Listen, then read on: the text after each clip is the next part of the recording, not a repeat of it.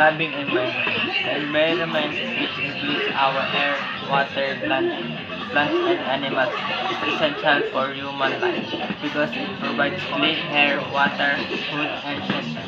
However, human activities such as pollution, deforestation, and the overuse of resources are damaging natural ecosystems and causing serious problems like climate change. Environment is a shared responsibility. Simple actions such as reducing waste, recycling, conserving water and energy, using eco-friendly products, and planting trees can greatly help restore and preserve the planet.